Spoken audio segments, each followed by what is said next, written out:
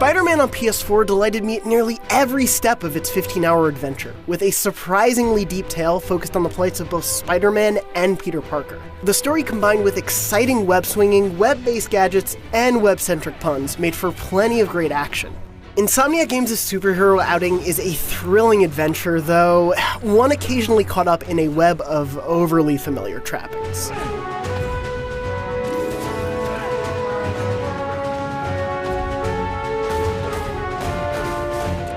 At its core, Insomniac Games' adventure strives to make you feel like Spider-Man, and thankfully, it succeeds at nearly every swing across Manhattan's rooftops. Swinging around feels quite simply spectacular. There is definitely a small learning curve, but after learning the basics, it becomes nearly effortless to make Spider-Man look graceful in every swing, leap, and lunge. And man, does it feel good to find the right mix of leaping, swinging, web-zipping, and wall running. I've spent hours just webbing around the city and diving off the tops of the Empire State Building or Avengers Tower, enjoying the open city without actually completing tasks. That feeling of fluid movement only really falters in boss battles.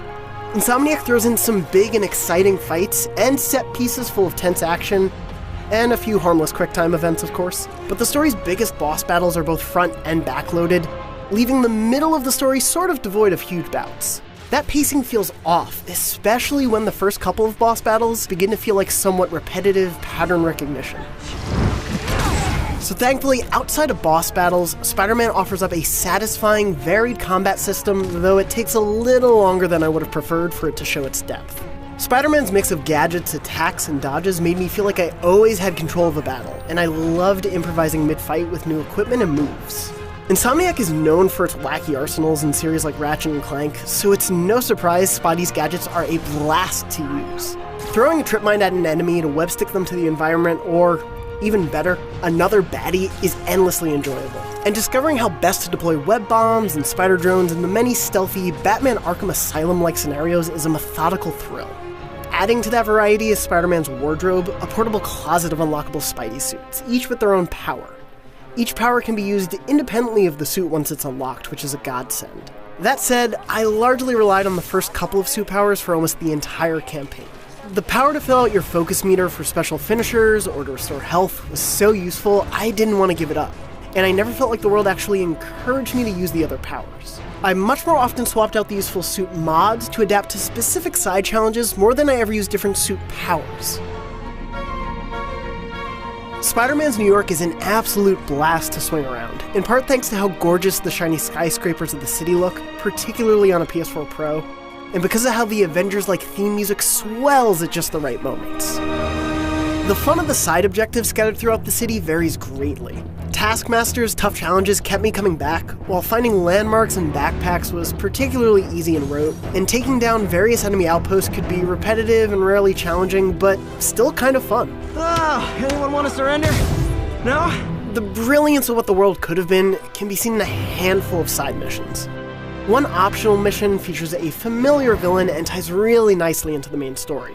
Another suite of missions forced me to actually have a good sense of New York's neighborhoods. These side missions help bring the world of Spider-Man and its open New York City to life, and I wish there were more of them. I was pleasantly shocked by how relatable Spider-Man's endearing story of mentorship was. The twisted tale of Peter's mentor, juxtaposed with his own mentorship of Miles Morales, led to great emotionally poignant moments, in part thanks to how I immediately became as attached to Miles as I did to Peter. I mean, come on, you saved Spider-Man. I'm pretty sure that makes you an official superhero. Meanwhile, Peter's tutelage as a laboratory assistant leads him, and Spider-Man, to make some harrowing choices that are as thrilling as any high-stakes moment in the MCU. Sorry, I have a habit of making bad jokes in tense situations. Insomniac makes really smart, economical use of its villains, so don't expect to be faced with a foe every hour or two. I'm really happy with the restraint Insomniac took, allowing time for its main villains to grow while making the others feel part of a lived-in Spider-Man history. Sometimes the stakes aren't about stopping Shocker or containing a prison breakout full of Spider-Man's collective supervillain past. Often the stakes are way more grounded and relatable. Peter and Mary Jane's relationship in particular is one of my favorite romantic storylines in a game ever. That's in large part thanks to the script, as well as the performances by Spidey and MJ actors Yuri Lowenthal and Laura Bailey. Sorry to cook and run. Did you just leave your clothes on the kitchen floor?